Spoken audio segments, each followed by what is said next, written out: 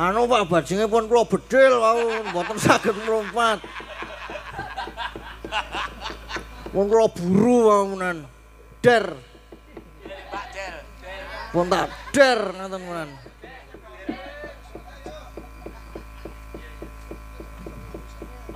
Pripun niki?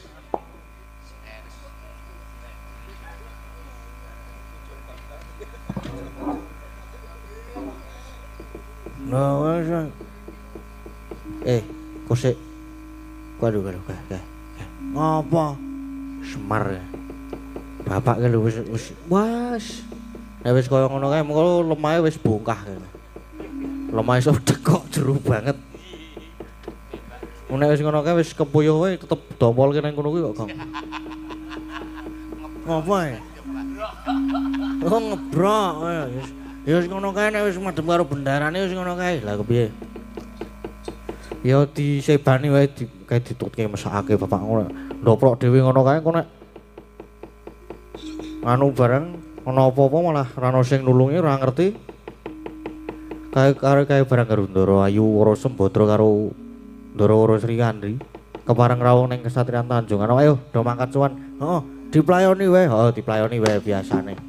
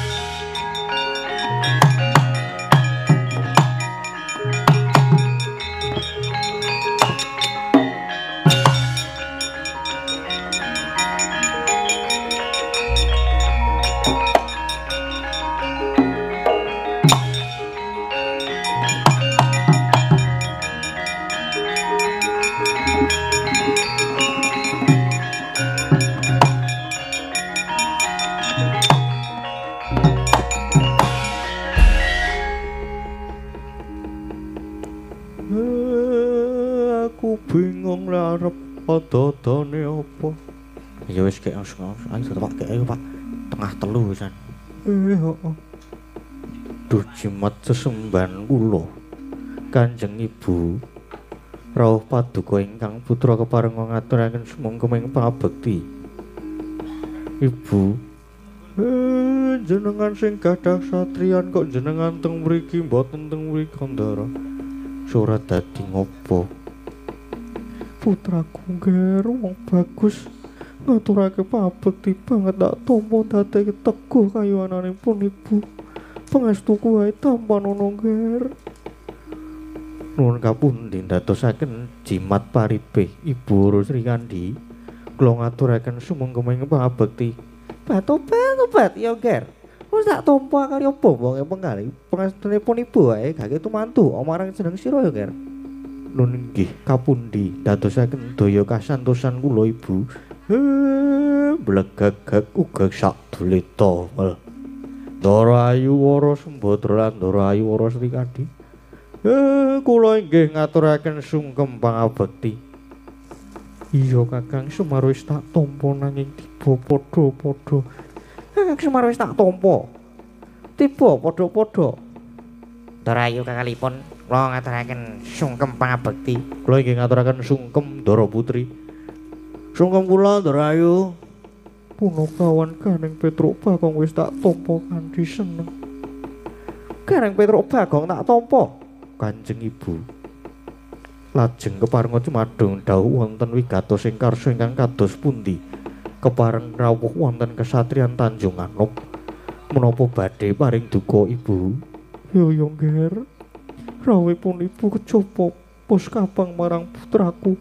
Yaktinipun Ibu iki bubar wae nyumpena. Imbake marang jeneng sira putraku Abimanyu. Gawang-gawang katon Abimanyu kaya leledeng ana sak tengahing bengawan nanging kedadak kasempya ing alun gegulungan satemah kendang kapracendang Angka Wijaya. Bareng Ibu wungu sare nganti gragapan rasaku. Tumulipun Ibu nganti marang Ibu moyo diajeng para Srikandi iki prapta ning Tanjung Anom. Kowe kawidadaning putraku Abimanyu Ngger, Abimanyu. Ibu, paduka sampun prisa piyambak bilih ingkang putra tansah ayem kemawon lan tansah pinaringan kabagas warasan. Iya Ngger, iya. Syukur yen mangkono nanging jejering Ibu lamun nyumpena kang kaya mangkono mesti wae mulang-mulang Ngger, Kakang Semar. Rening panjenengan kuwi disepuke mungguh sing dadi pangimpenku iki. Mawa pralampita apa Kakang? Ndara Ayu, kula kinten niki kok leres. Niki sasmita. Kadose kok Ndara Abimanyu badhe nampi pacoban. Mila niki mangke kedah sami prayitna lan surtiti ngati-ati lho niki Ndara Putri.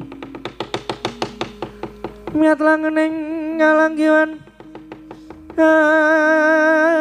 aklar pandamoncar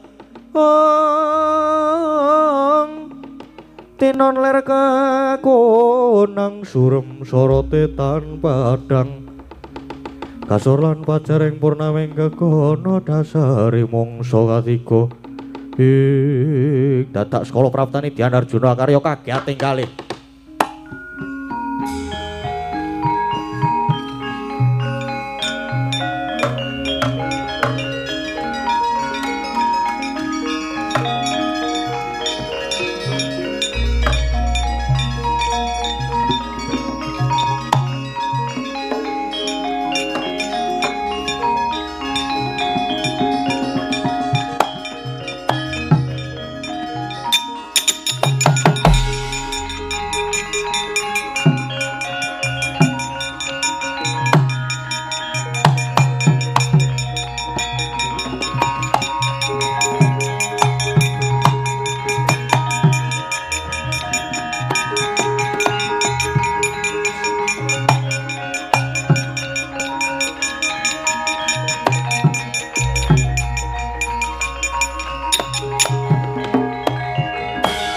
Boten nginten jebul pangeran bapakne kula prawana ing Tanjung Anom.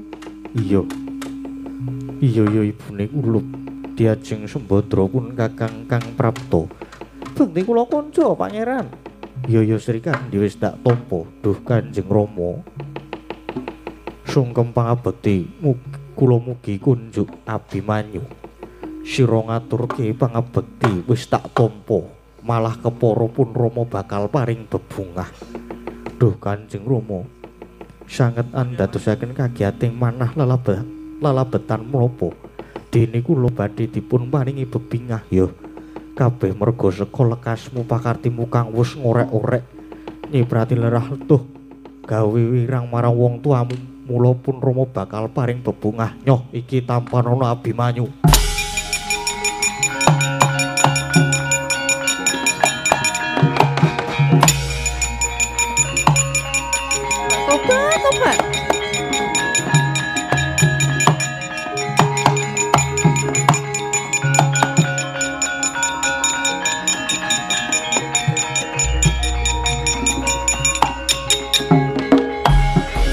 Duh, Hyang Agung.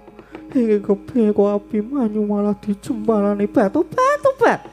Pangeran Arjuna kok malah mentolo menika. Niki wau pripun kok ngerti-ngerti ah. Ndara Abimanyu diantem aja do meneng wae. Ayo ditututi.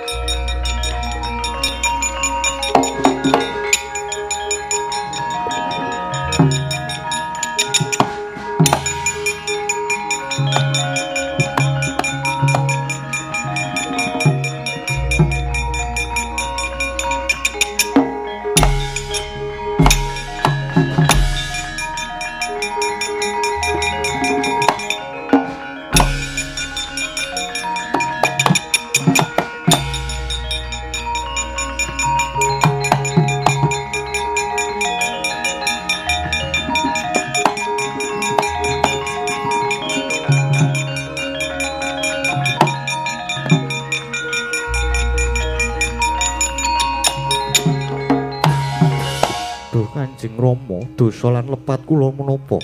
Ngertos-ngertos kula kok dipun jempalani Rama menawi ingkang putra saestu nandhang kalepatan. Nadyan kapejana kula boten badhe silak, nanging dosa lan lepat kula menapa Rama Abimanyu. Dosamu tok kempit tok indit. Rumangsa Arjuna ora nate mulang anak supaya nyolong jupuk, nanging jebul gedhoanmu wani tumindak culika. Wani dusta jamus kalimasada. Aduh Rama, kula malah boten ngertos ingkang dipun kajengaken kowe rasah selak, rasah umbi. Pancen kowe anak murang tata, wis ngorek-orek raine wong tuwa basan ilang-ilangan ndok siji. Adile mung kudu tak ajar nyoh iki tampanana Abimanyu.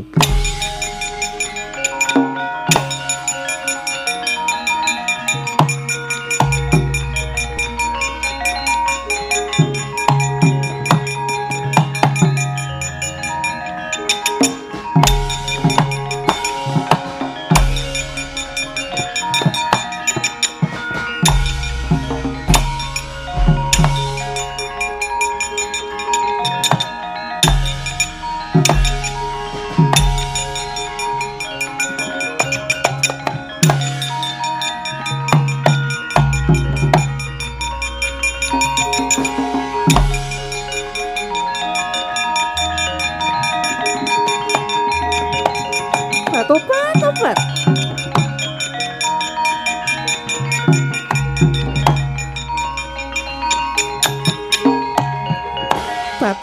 Tobat. Panjenengan menika dos pundi?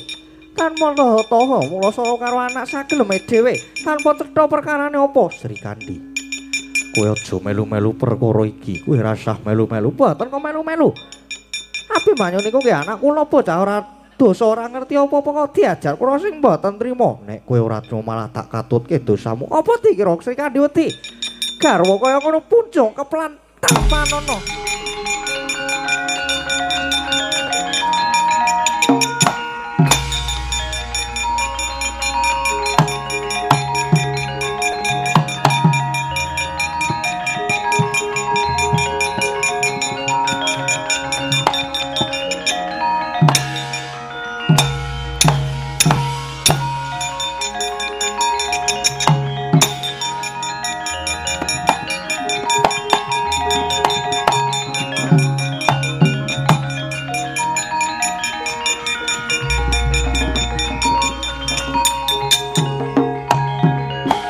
Kandi, ojo nganti ngribeti kepeksa tak lepasi jemparing tamparana Sri Kandi.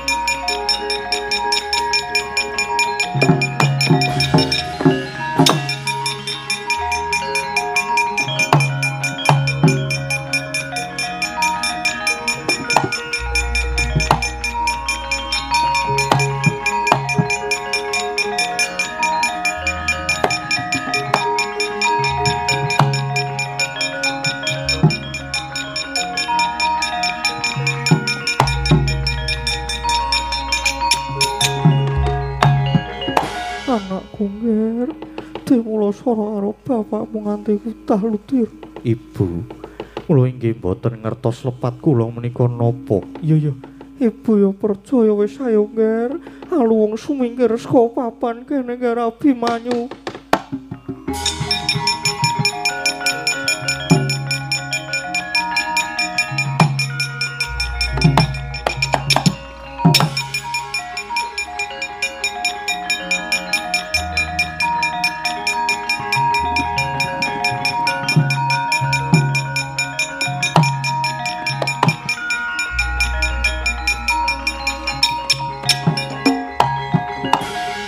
Iki Gatotkaca inggih paman. Kula aturi emut. Ampun ngantos nuruti dhateng kebrananing kalih Dimas Abimanyu menika boten lepat. Abimanyu cetha luput wis gawe wirange wong tuwa mboten. Supados gamblang kula aturi nenggo Dimas Antasena Gatotkaca. Kowe ora sah melu perkara iki, ora sah melu-melu malah tak katutke dosamu sisan nyoh tampanana.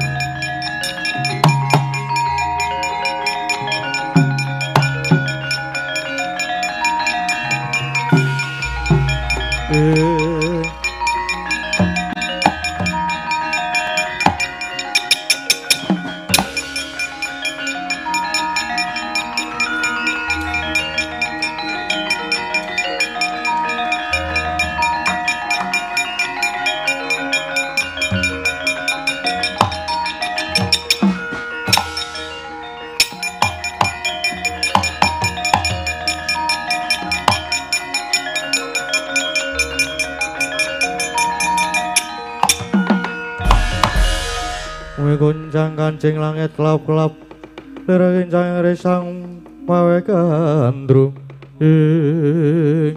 ngilahin Widara Yaksa rumangsa ayem tentrem nggonku madeg brahmana ing pertapan Widara Payung kene. Inggih Peremban, namung keparenga nyuwun pirsa lajeng menapa ingkang badhe dipun gayuh Sang Maha iku.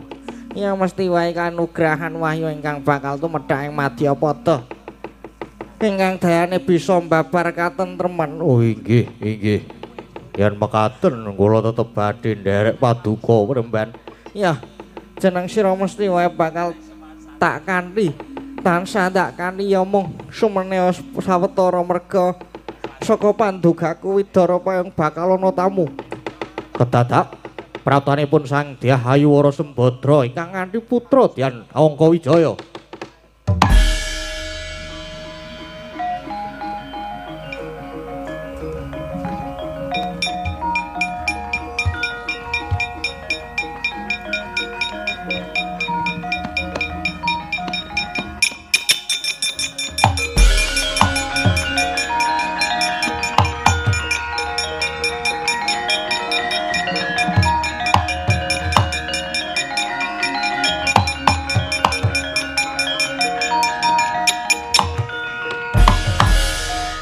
Riyen ingkang rawuh menika setunggaling wanita kaliyan nem-neman bagus. Sinten nggih Paduka Raden Ayu? Penemban yen tanggu marang aku Wara Sembadra lan iki anakku Abimanyu. Mekaten. Lah wonten menapa kok rawuh wonten ing pertapan mriki? Penemban ya merga saka sengkiringem bapakne bocah iki nganti anakku Abimanyu iki ora luput dicempalani nganti kaya ngene. Mula aku trimo mlayu Penemban.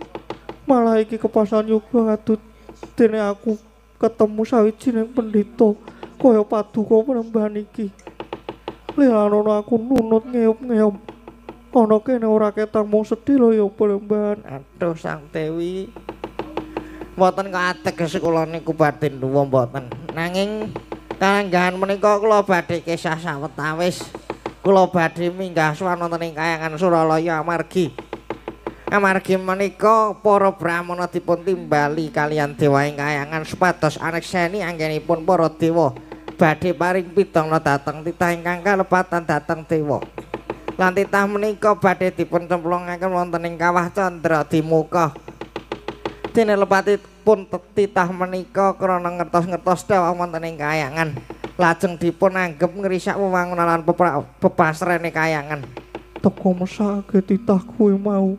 Banjur titah kuwi mau sapa penembahan? Inggih.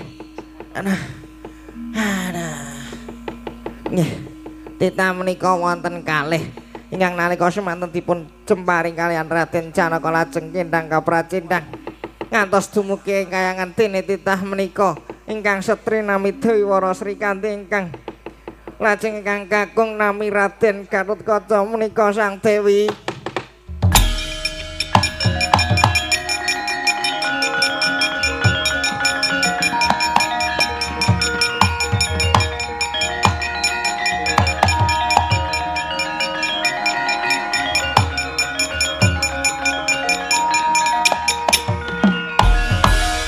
Dewi Wara Sembadra dupi midhanget sabdane Sang Wigu. Bilih titah ingkang badhe kacemplungaken wonten kawah Candra Dimuka menika Dewi Wara Srikandhi miwah ingkang putra Raden Gatotkaca. Satemah sakaya murup kamurkane kaya nadaya pangaribawa nempuh angganing Sang Dewi sarirane saya mekar jelek dadi buta gedhene swalaknan.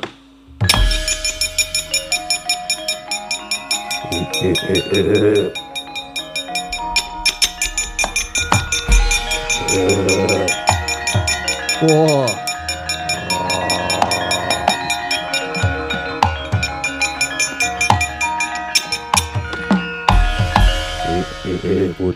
Bujleng iblis lanat padha jek-jekan.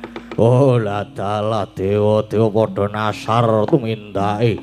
Srikandhi Gatotkaca ora luput teka arep dicemplungke kawah. Oh. Kori sela matangkep iki tak dobrake tak jebole Kahyangan tak obrak-abrik.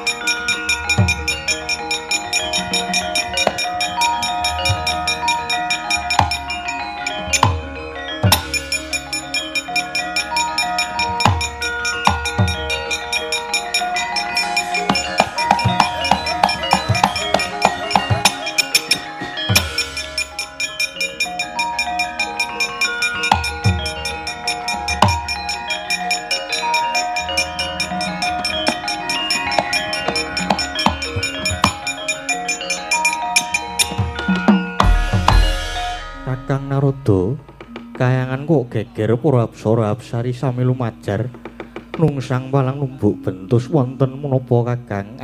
Perkencang warudayang. Waduh iki kisan geger Adi Guru. Menika wonten pangamuk ing buta. Yaksa sinten Kakang? Lah mangke nggih tekan mriki.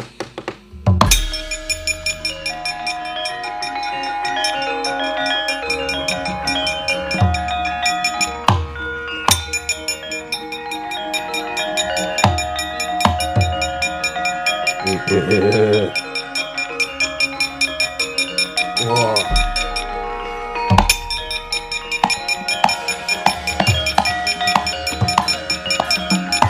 Wah. Wah.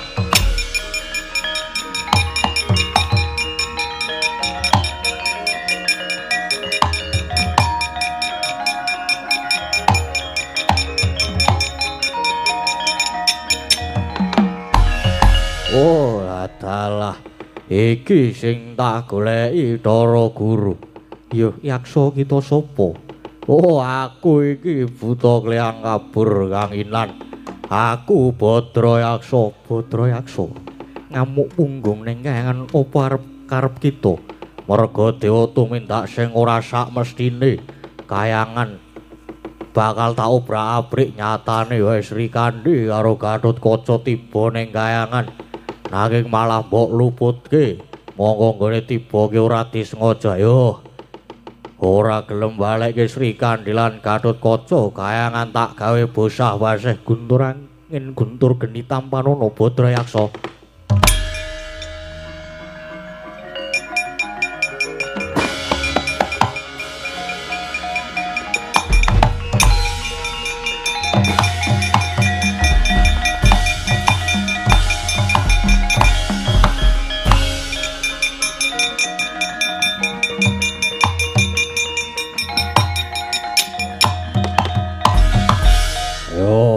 Guru daya kemandenmu Ratu Momok Kakang Narada buta menika teko ampuh lah ampuh mawon lah diguru niku nggih aneh tita ora luput karo cemplungke kawah lah talah lah niku senajan wujude buta ning ajeng jejeke bebener mula diayomi Gusti eling lho dieling ala niku mboten badhe tumama ing becik nggih Kakang ulun ndodho dateng kalepetan ulun. Yen ngaten Kakang Narada, Sri Kandi kalian Gatotkaca supados dipun luari bebantanipun dipun suwanaken mriki. Lah nek ngaten nggih, ngestaken dawuh Adi Guru.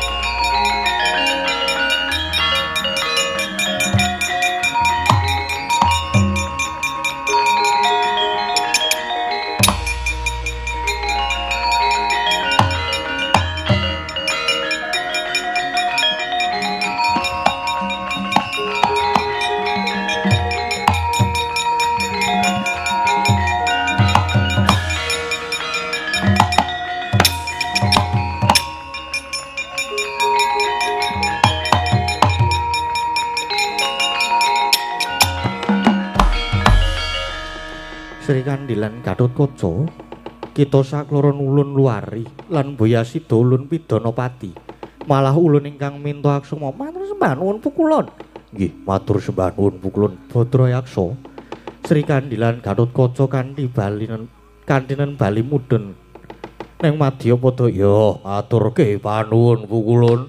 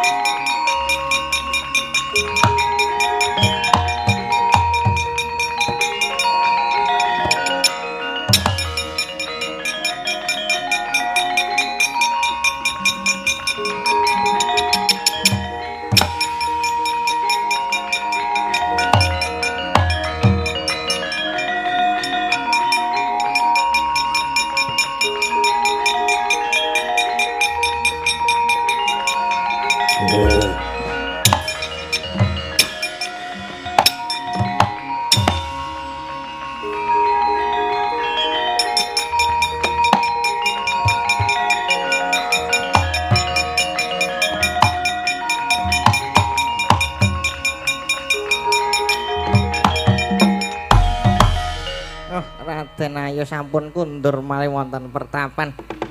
Iya Panembahan. Kabeh saka merga saka dawuhmu. Aku wis kasempatan ngluwari Sri Kandi lan Gatotkaca. Nggih syukur yen mengaten. ngaturaken gunging panuwun Pramban. Kula inggih nderek suwita lan nderek ngayom wonten mriki nggih Pramban. Nggih. Nggih mesti kemawon kula tampi Ndarayu.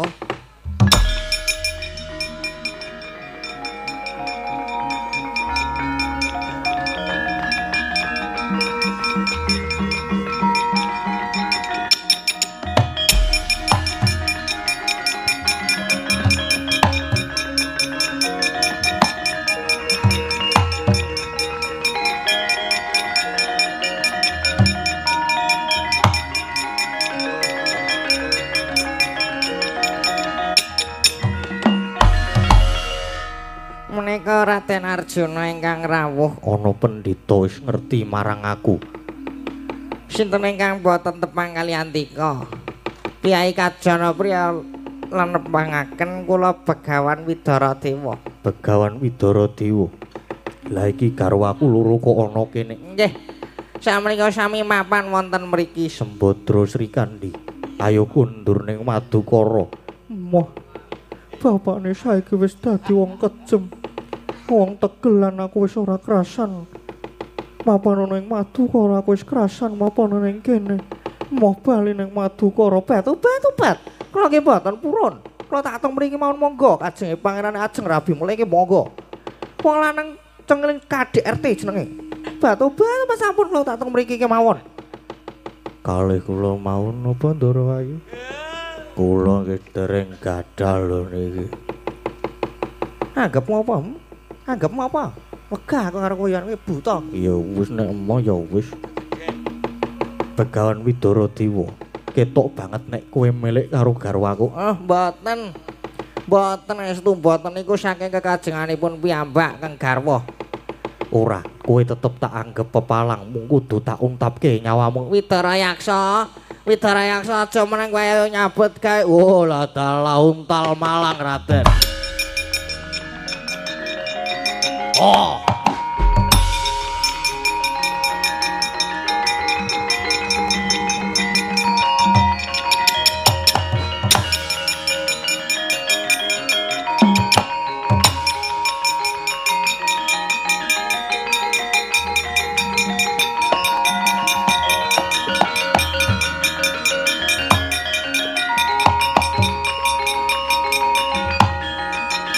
Wah. Ayo tambah toy. Wah. Udah mati. Wah.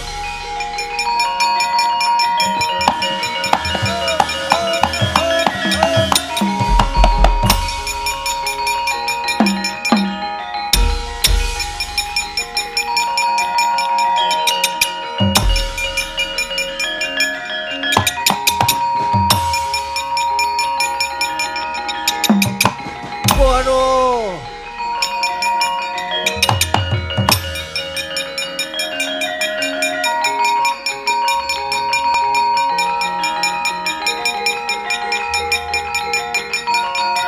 Waduh. Waduh. Waduh mati aku. Waduh. Waduh.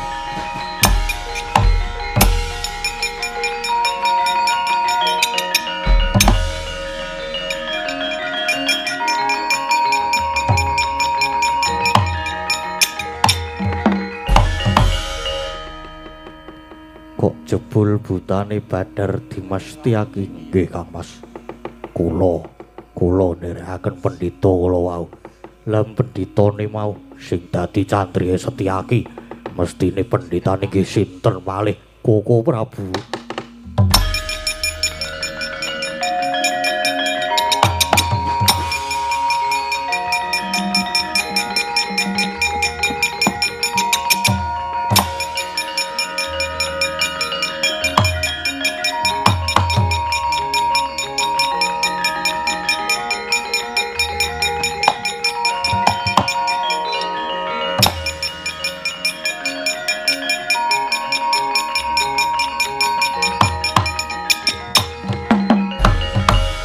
Raden kok malah lajeng nyembat dhateng kula niku pripun? Koko Prabu. Koko Prabu mboten kinten jebul paduka madeg Brahmana. Wonten lepatipun ingkang rai nyuwun pangapunten Koko Prabu.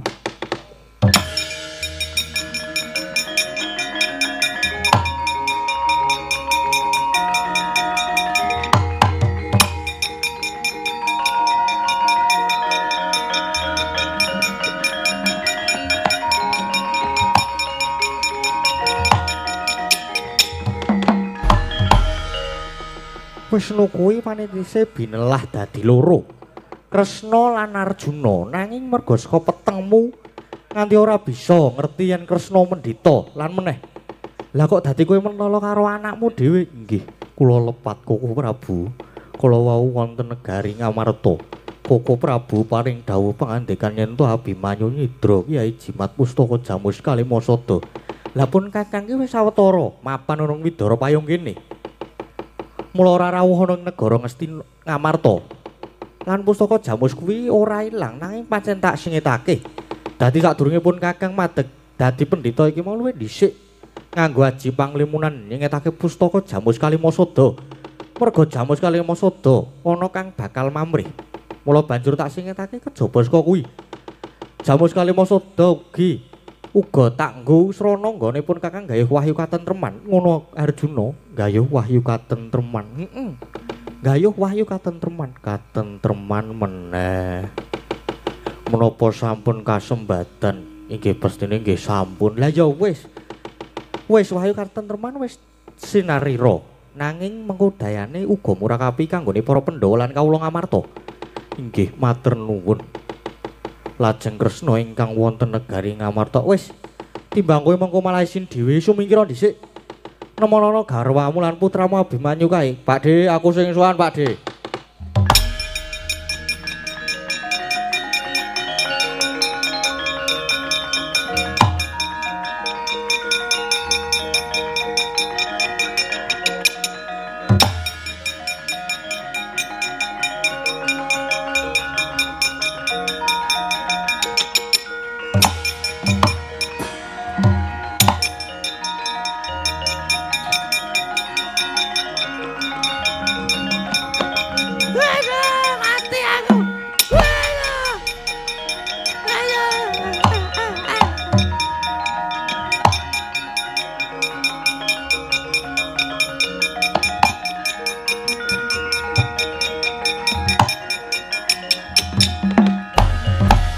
Lho Pakde, kuwi sing nang ngarepku sing gawe elek jenengmu kuwi.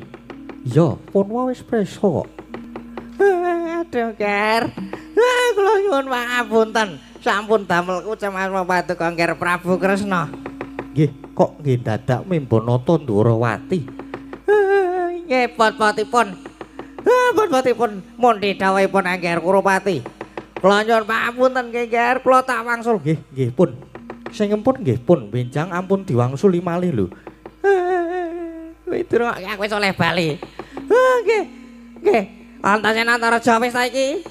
Aku tak bali ya. Ya wis kono bali ya. Ning janji besok tok baleni meneh tak polo meneh.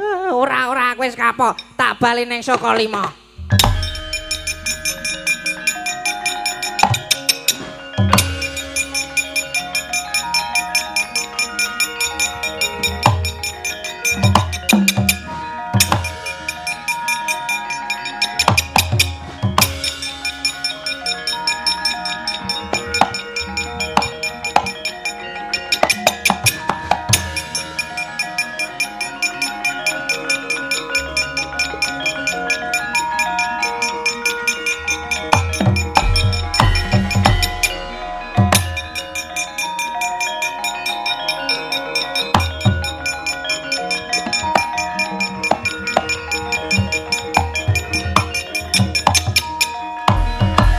Wah, gugu karepe dhewe. Bapa Durna diwirang-wirangke. Wah, kuwi kabeh merga saka lupute Durna bapakku. Mbuh ora idep. Ayo, ndi Kanjeng Rama wis kondur ning Sukalima kowe bali yo. Ora gelem bali. Bali nek wis nyangking sirahe salah siji saka Pandhawa tungkak Tamparana. Wah.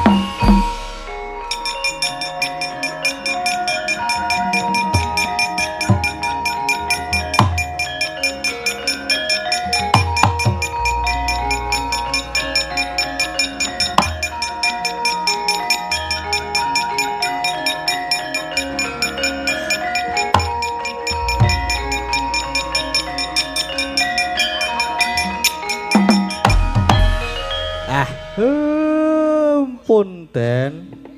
Sampun niki lampan wahyu katentreman. Sampun purna sing disuwun saged ambabar kanugrahan agung utaminipun dhateng warga ing Paduan Puningaranan Sendang Reja minggir Sleman mriki. Mugi tansah jinangkung benerkan Gusti tansah binaringan kabagas warasan lumintu rejekinipun rahayu rahayu rahayu ndara.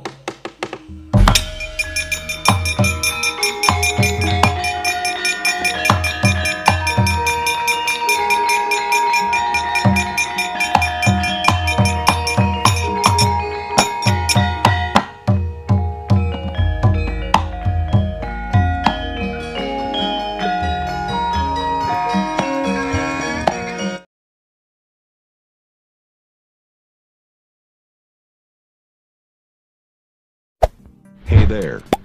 Subscribe to my channel. And also press this bell icon.